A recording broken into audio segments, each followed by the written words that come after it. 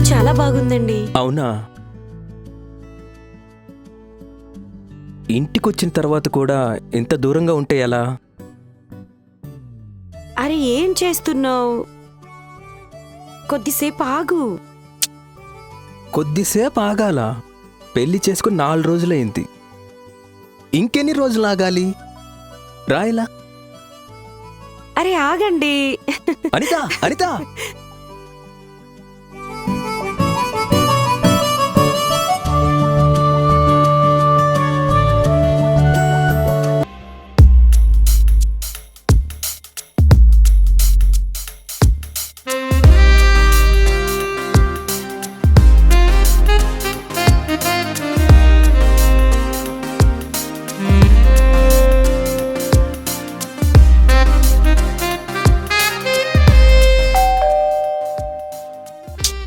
ఇప్పుడే వస్తాను. ఈ టైంలో ఎవరు? శేఖర్ గారు, రండి, ఇలా కూర్చోండి.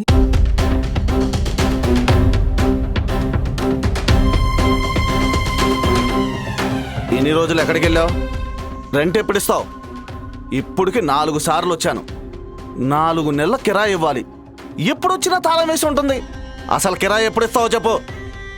2 రోజులు ఇస్తానండి. ఇన్ని రోజులు ఆగారు కదా, ఒక 2 రోజులు ఆగలేరా? ఏమైందండి?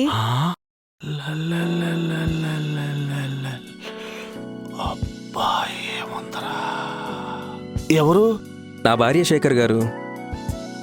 ఈరోజే పెళ్లి చేసుకుని ఊరి నుండి తీసుకొచ్చాను. రాధిక, మన ఇంటి ఓనర్ శంకర్ గారు. నమస్తే అండి. నమస్తే.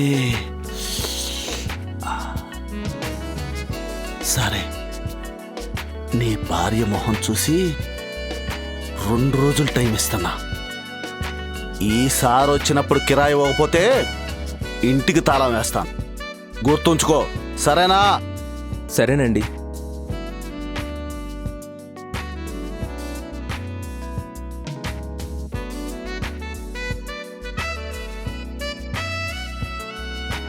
ఏంటండి 4 నెలల కిరాయి ఇవ్వాలా?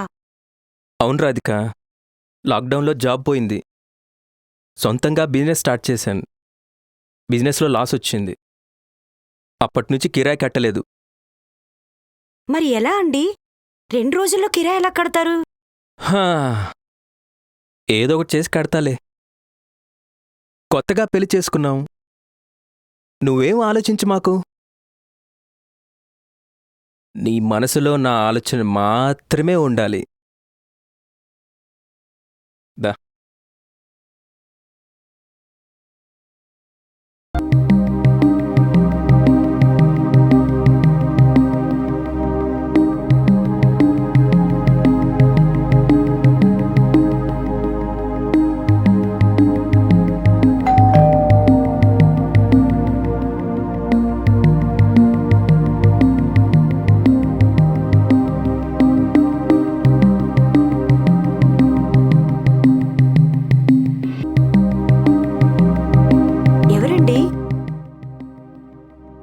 లక్ష్మీ జనరల్ స్టోర్ నుండి. ప్రశాంత్ గారు లేరా? లేరు, బయటికెళ్లారు. నేను ఆయన భార్యని. చెప్పండి. 4 నెలల నుండి రేషన్ తీసుకున్నాడు. డబ్బులు కట్టలేదు. ఫోన్ చేస్తే లిఫ్ట్ చేయట్లేదు. ఇంటికొస్తే ఇంటి దగ్గర దొరకడు. వచ్చిన తర్వాత చెప్పు. కిరాణా కుమార్ వచ్చాడని చెప్పు. ఈసారి డబ్బులు ఇవ్వకపోతే చెయ్యి నరికి 2వ చేతిలో పెడతా. చెప్పాడికి.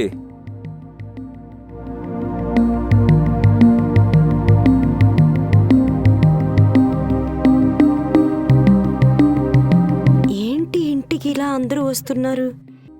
ఇంటెత్తి కట్టలేదు, కిరాణా షాప్ బిల్లు కట్టలేదు. అసలు ఏంటి, ఏం పని చేస్తున్నారేనా?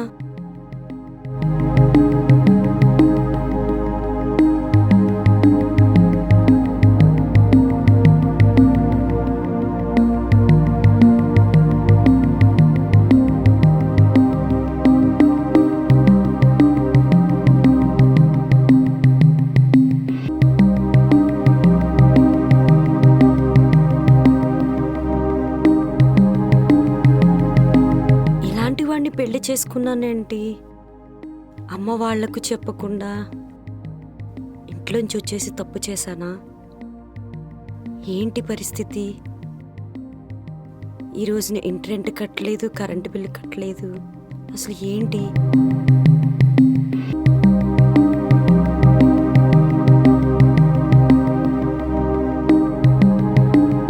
ఏంటి అలా ఉన్నావు? వంట చేసావా? ఇంకా ఎంతమంది వస్తారు మన ఇంటికి అప్పులోళ్ళు? ఎవరొచ్చారు? మార్నింగ్ నువ్వు వెళ్ళిన తర్వాత రేషన్ షాప్ కూడా వచ్చాడు. చాలా హీనంగా మాట్లాడాడు. వచ్చినప్పటి నుంచి చూస్తున్నాను, అందరు అప్పులోళ్ళు ఇంటి మీద పడుతున్నారు.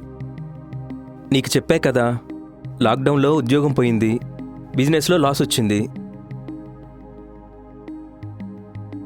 సరే, ఈ అప్పులన్నీ తీరేదెప్పుడు? నువ్వు వచ్చావు కదా నా లైఫ్లోకి. ఇద్దరం కలిసి ఏదొక దారి వెతుకుదాం. హా, ఈ రోజే లాస్ట్ డేటు. ఇంటి ఓనర్ వాడు ఎలాగైనా వస్తాడు. అలా అవదు రాధిక. నీకు కోపం రాదంటే ఒక మాట చెప్తాను. నేను మగవాణ్ణి కాబట్టి వాడు అలా కోపంగా అడుగుతున్నాడు. నువ్వు వాళ్ళతో ప్రేమగా అడిగావంటే వాళ్ళు మనకు కొద్దిగా టైం ఇస్తారు. ఆ టైంలో మనం కిరాయి కట్టేద్దాం. అంటే నాకేం అర్థం కావట్లేదు. అర్థమయ్యేదేముంది? నువ్వు అందంగా ఉంటావు, సెక్సీగా కూడా ఉంటావు. కొద్దిగా లైన్లో పెట్టావంటే మనకి టైం ఇస్తారు. నీకు మైండ్ ఏమైనా చెడిందా? నేను నీ భార్యని. ఏదో రోడ్డు మీద వెళ్లేదానికి చెప్పినట్టు చెప్తున్నావు. నేనేమన్నా నిన్ను వాడితో పడుకోమని చెప్తున్నానా? ఏదో మాటలతో వాణ్ణి మాయ చేయమన్నాను. ఆగండి, ఇలాంటివన్నీ నాకు నచ్చవు. నేను చెయ్యను అంటే చెయ్యను.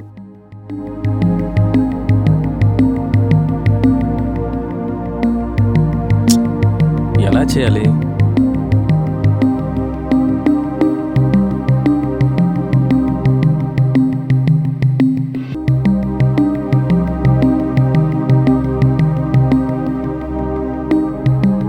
ఏం ఆలోచిస్తున్నావు ప్రశాంత్?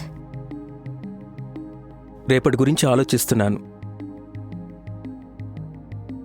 ఇంటి ఓనర్ వచ్చి తలుపుకి తాళం వేస్తే నిన్నెక్కడికి తీసుకుని వెళ్ళాలి?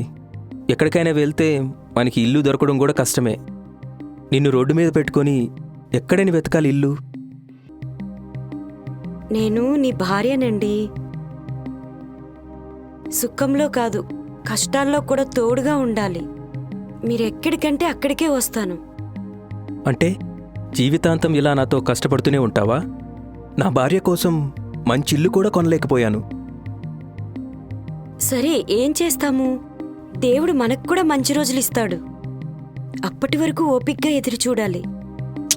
ఏం చేస్తామని కాదు, నువ్వు అనుకుంటే ఏమైనా చేయొచ్చు. అరే ప్రశాంత్, మళ్ళీ అదే మాట్లాడుతున్నావు? అలాంటి పనులు నేను చెయ్యను.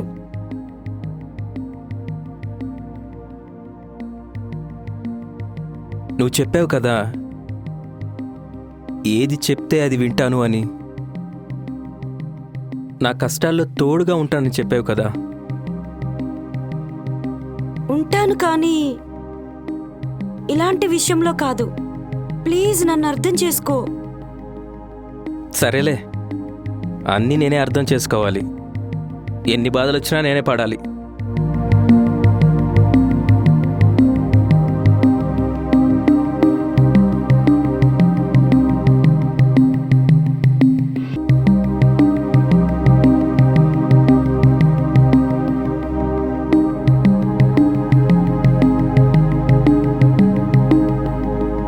ప్రశాంత్, విను ఒక్కసారి. సరేలే, నువ్వు చెప్పేది వింటాను. నువ్వేది చెప్తే అది వింటాను. ప్లీజ్ నాతో మాట్లాడు. వింటావా? వింటాను, కానీ ఏం ప్రాబ్లం ఉండదు కదా? ప్రాబ్లం ఏముంది? నేనున్నా కదా.